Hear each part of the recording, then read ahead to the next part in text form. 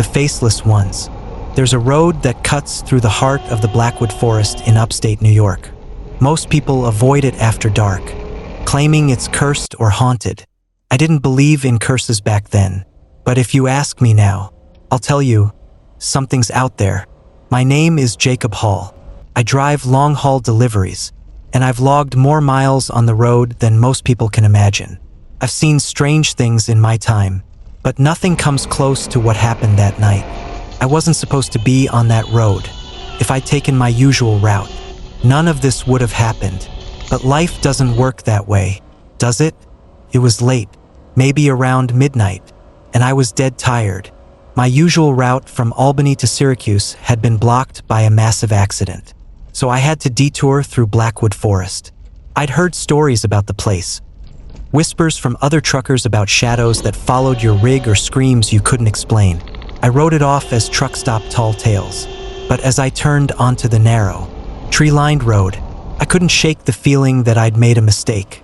The forest closed in around me almost immediately, the trees forming a canopy so thick that my headlights barely penetrated the darkness. The road was narrow and winding, with sharp turns that made my stomach churn. The GPS kept cutting out, leaving me to rely on the faint glow of old mile markers and faded signs. The silence was oppressive, broken only by the hum of the engine and the crunch of gravel under my tires. I was halfway through the forest when I saw them. First, they looked like shadows, just shapes standing by the side of the road. I slowed down, thinking maybe they were hitchhikers or locals out for a midnight walk. But as I got closer, my stomach twisted into knots. There were 5 of them, spaced evenly apart, standing perfectly still. They were dressed in dark, tattered clothing, and their skin was pale, almost glowing in the dim light. But it wasn't their stillness or their strange attire that made me slam on the brakes. It was their faces, or rather, the lack of them, where their faces should have been. There was nothing, just smooth, featureless skin. No eyes, no mouth, no nose, just blank, fleshy voids where their expressions should have been. One of them tilted its head, as if it could somehow see me despite having no eyes. The movement was slow and deliberate, like a predator sizing up its prey. I don't know how long I sat there, staring. My heart pounded so hard I could hear it over the idling engine. My hands were slick with sweat, slipping on the steering wheel. Then, one of them stepped forward, its movements jerky and unnatural, like a puppet on invisible strings. That was enough for me. I slammed on the gas, the tires screeching as I sped past them. In the rearview mirror, I saw them turn in unison, their faceless heads following my car as I disappeared down the road. I thought that was the end of it. I told myself it had to be a trick of the light, or maybe a group of pranksters wearing masks. But no matter how fast I drove, I couldn't shake the feeling that I wasn't alone. The shadows seemed darker, the trees more menacing, their branches clawing at the sides of the road like they were alive. Then I saw them again. This time, they were standing at a curve in the road, closer than before. I swerved to avoid them, my tires skidding dangerously close to the edge of the pavement. My heart raced as I glanced in the rearview mirror, expecting to see them receding into the distance. Instead, they were there, standing in the middle of the road, impossibly close. Their blank faces seemed to stare right at me, though I couldn't explain how. I floored the gas pedal, the engine roaring as I pushed my car to its limits. The road twisted and turned, but every time I rounded a corner, they were there, closer, watching. By now, I was panicking. My knuckles were white as I gripped the wheel, my breathing shallow and ragged. The forest seemed endless, the road stretching on forever with no end in sight. The clock on the dashboard blinked 12:30, then 12:31, then back to 12:30 again. Time didn't make sense anymore. Finally, the trees thinned, and I saw the faint outline of a clearing up ahead. Relief washed over me. I was almost out. I could see the stars again, could feel the pull of the open sky. But as I sped toward the clearing, I glanced in the mirror and froze. My reflection was wrong. First, I thought it was just the shadows playing tricks on me, but the longer I looked, the more I realized it wasn't my face staring back at me. My features were fading. My nose, my mouth, my eyes, they were still there, but they were blurry, like a painting smudged by a careless hand. The skin around them was smooth and featureless, creeping inward like ink bleeding across paper. "No," I whispered, my voice shaking. "This isn't happening." But it was. My face was disappearing, just like theirs.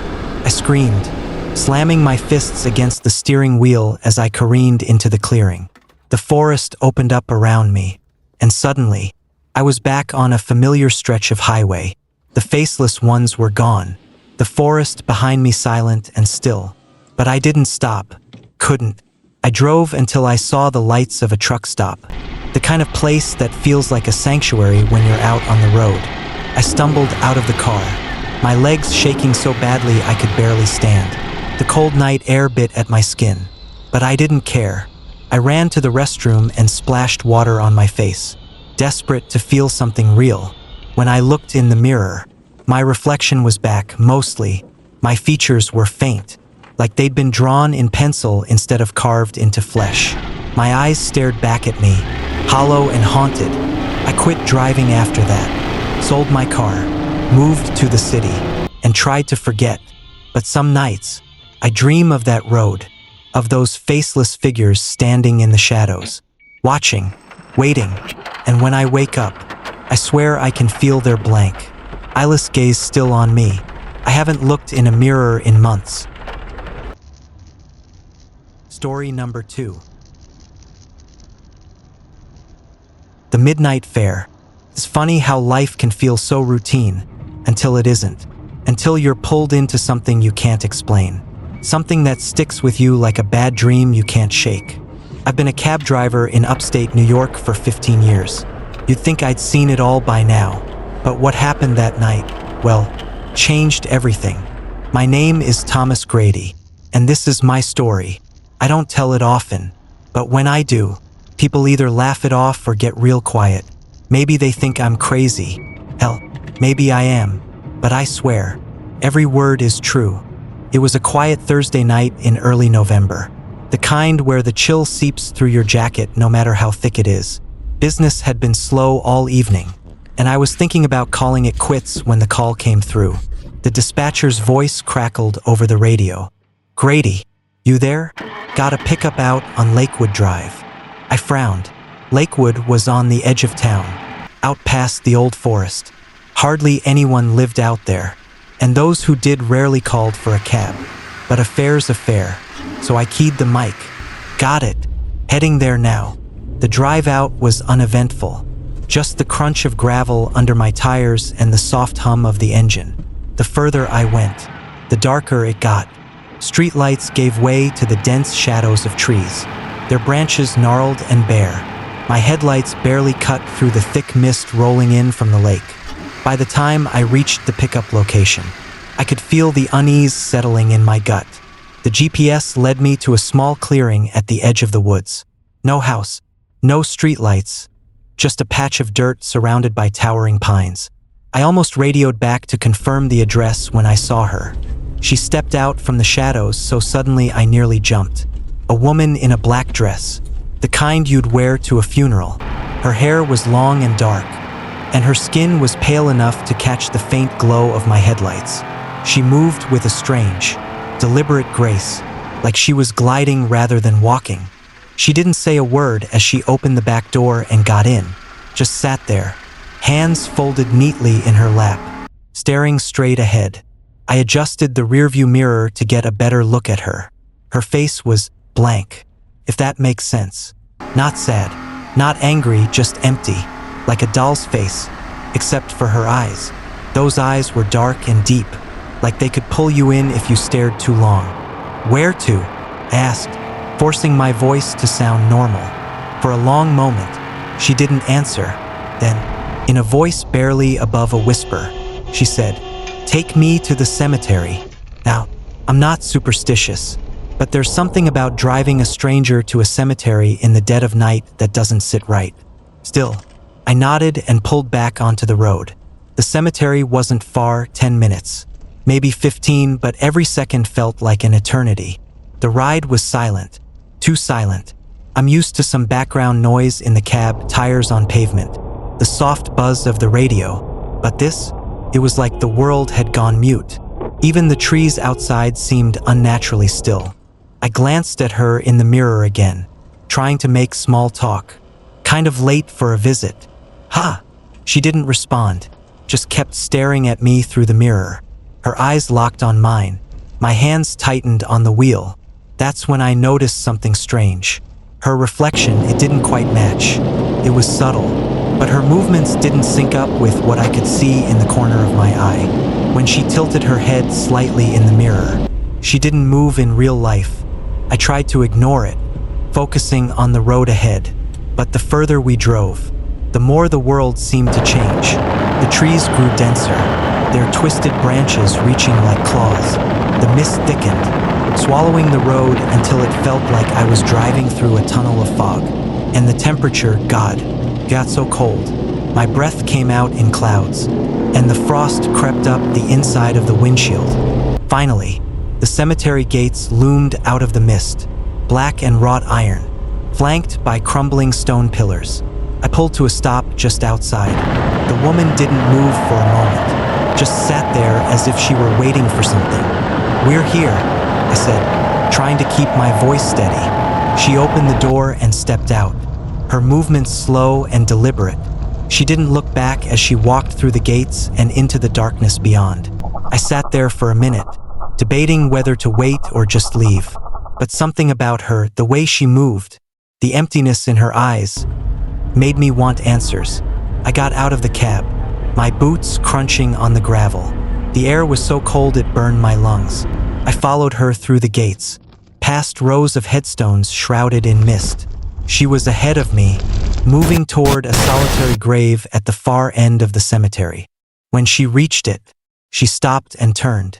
For the first time, she looked directly at me, not through the mirror, not with that blank stare, but with something else, something sharp and knowing. "This is where it ends," she said, her voice soft but clear. I frowned, stepping closer.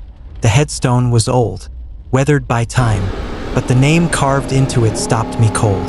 Margaret Rowe, 1979 to 2001. I didn't recognize the name, but something about it felt wrong. And then I saw the photo, a small, faded picture embedded in the stone. It was her, the same black dress, the same empty eyes. "What is this?" I asked, my voice barely a whisper. She didn't answer. Instead, she stepped back, her figure dissolving into the mist like smoke in the wind. I stood there, frozen, staring at the headstone. The air grew still, the world silent once more. When I finally made it back to my cab, the frost on the windshield was gone. The mist had lifted, and the road stretched out before me like nothing had happened. But on the passenger seat, there was something new, a single black ribbon, tied in a perfect bow. I don't drive nights anymore. Some fares just aren't worth the cost. Story number 3. The Vanishing Forest. They say there's a stretch of road in upstate New York that doesn't appear on any map. At least, not anymore. If you're foolhardy enough to drive it, you'll find yourself swallowed by a mystery that defies logic and bends the rules of reality. My name's Mark Wallace, and this is my story, a warning, if you will. It's not for the faint of heart. It started as an ordinary trip back to Syracuse. I was visiting a friend in Albany, and I'd left later than I intended.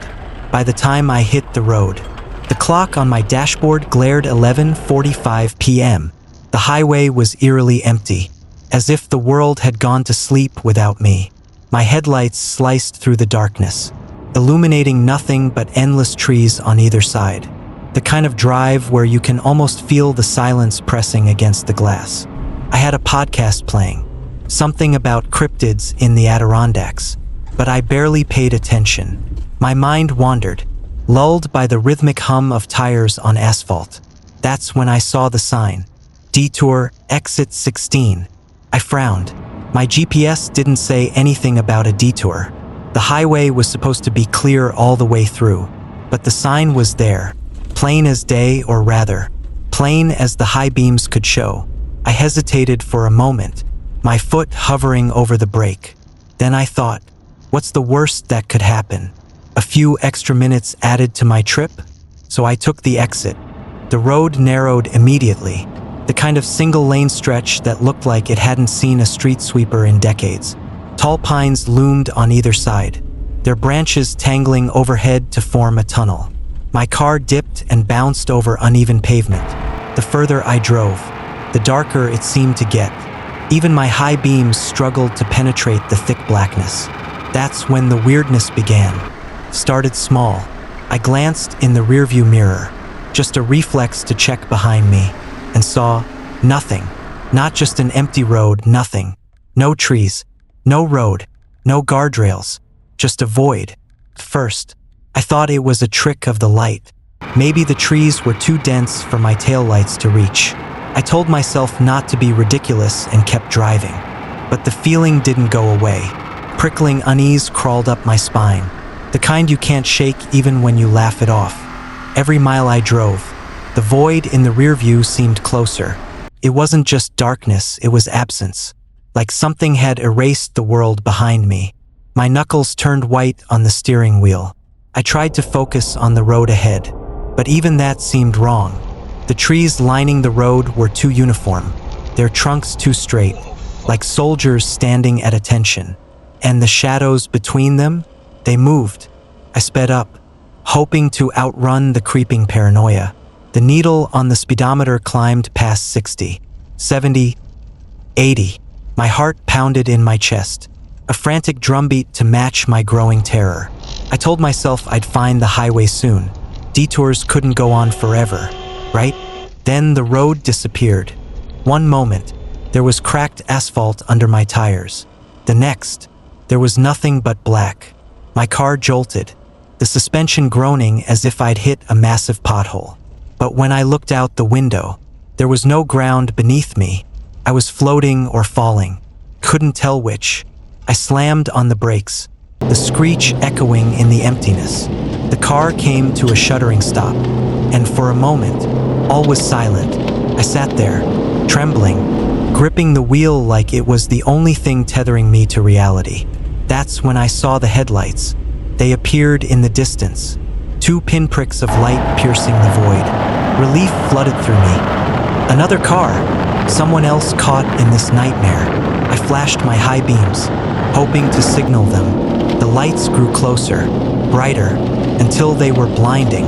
But as they approached, I realized something was wrong. The car wasn't driving toward me. It was hovering, suspended in the void like a marionette on invisible strings. And the headlights? They weren't lights at all. They were eyes, burning, white-hot eyes that seared into my soul. I threw the car into reverse, forgetting for a moment that there was nothing behind me. But when I glanced in the mirror, the void was gone. Instead, I saw trees again, trees that weren't there a second ago. They pressed close to the car, their gnarled branches clawing at the windows like skeletal fingers. My hands shook as I shifted back into drive and floored it. The car lurched forward, tearing down the road as the creature, or whatever it was, watched. I didn't dare look back. The trees blurred into a tunnel of green and black, and the road seemed to stretch on forever.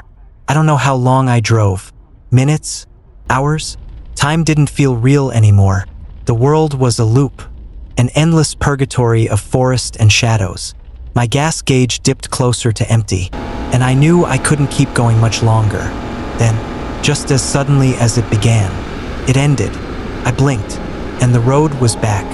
The real road, with proper asphalt and yellow lines and the faint glow of distant city lights. I slammed on the brakes, skidding to a stop in the middle of the highway. The air was still, the silence broken only by the ticking of the cooling engine.